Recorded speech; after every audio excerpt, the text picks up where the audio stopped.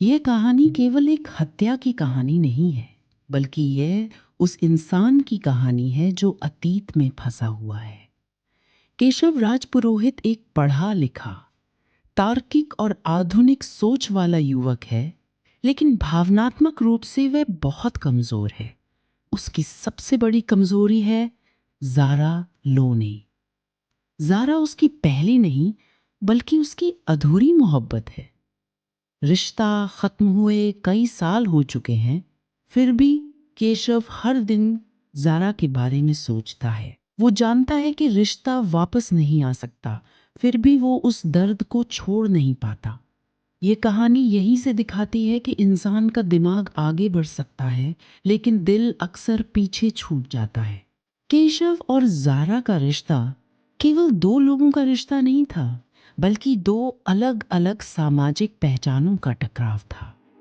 दोनों एक दूसरे से सच्चा प्यार करते थे, लेकिन जैसे जैसे उनका रिश्ता गंभीर होता गया, समाज और परिवार की सख्त सच्चाइयाँ सामने आने लगी। धर्म, परिवार की इज्जत, सामाजिक डर, ये सब प्यार से ज़्यादा ताकतवर साबित हुए। ज़ारा ने व्यावहारिक रास्ता चुना और रिश्ता तोड़ लिया, जबकि केशव भावनात्मक रास्ते पर अटका रह गया। यहीं से केशव के भीतर एक खालीपन पैदा हो जाता है, जो पूरी कहानी में उसके हर फैसले को प्रभावित करता है। कहानी का निर्णायक मोड़ तब आता है जब ज़ारा के जन्मदिन के आसपास केशव को लगता है कि ज़ारा उससे दोबारा संपर्क करना चाहती है। यह एक छोटी सी उम्मीद केशव को उस कमरे तक ले जाती है जिसने पूरी कहानी का नाम तय किया, कमरा नंबर 105। केशव जब उस कमरे में जाता है तो वो अतीत और भविष्य दोनों की कल्पनाओं में डूबा होता है। लेकिन जैसे ही दरवाज़ा खुलता है, उसे जो दिखाई देता है वो सिर्फ एक मृत शरीर नहीं होता, वो उसके सारे भ्रम, उम्मीदें और सपने होते हैं जो एक साथ मर जाते हैं। ज़ारा की मौत के बाद पुलिस की कार्यवाही शुरू होती है, लेकिन केशव को लगता है कि पुलिस इस केस को सतही रूप से देख रही है। यहाँ कहानी एक आम मर्डर मिस्ट्री से अलग दिशा लेती है। केशव की जांच केवल हत्यारे को पकड़ने के लिए नहीं होती, बल्कि ये उसकी आत्मा की लड़ाई बन जाती है। वो ज़ारा को न्याय दिलाना चाहता है, क्योंकि उसके लिए ये आखिरी मौका है ज़ारा के लिए कुछ करने का। उसका दोस्त सौरभ इस सफ़र में उसके लिए तार्किक संतुलन का काम करता है, क्योंकि केशव कई बार भावनाओं में बह जाता है। जैसे जैसे केशव ज़ारा की ज़िंदगी में गहराई से उतरता है, उसे यह एहसास होता है कि वो ज़ारा को पूरी तरह जानता ही नहीं था।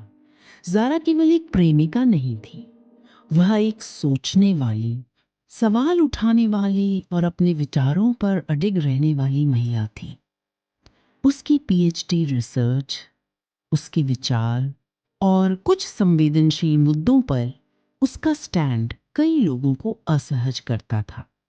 यही असहजता धीरे धीरे दुश्मनी में बदल जाती है। यह कहानी ये दिखाती है कि समाज अक्सर उन लोगों से डरता है जो सवाल पूछते हैं। जांच के दौरान कहानी बार बार यह सवाल उठाती है कि क्या ज़ारा की मौत निजी कारणों से हुई या वैचारिक कारणों से। केशव को समझ आता है कि यह सिर्फ ब्रेकअप, जलन या गुस्से की कहानी नहीं है। यह सत्ता, सोच और असहिष्णुता की कहानी है। हर सुराग यह इशारा करता है कि ज़ारा किसी ऐसे सच के बहुत करीब पहुंच गई थी जिसे कुछ लोग बाहर नहीं आने देना चाहते थे, और यही बात उसकी जान की कीमत बन जाती है। कहानी का अंत केवल एक अपराध के समाधान तक सीमित नहीं रहता। जब सच्चाई सामने आती है तो केशव को सबसे बड़ा झटका ये लगता है कि प्यार हमेशा इंसान को नहीं बचा सकता। उसे ये स्वीकार करना पड़ता है कि ज़ारा अब उसकी यादों में ही जिंदा रह सकती है। ये स्वीकारोक्ति उसके लिए बेहद दर्दनाक है, लेकिन यहीं से उसकी असली हीलिंग शुरू होती है। वो ये समझता है कि किसी इंसान से प्यार करना और उसे छोड़ देना दोनों में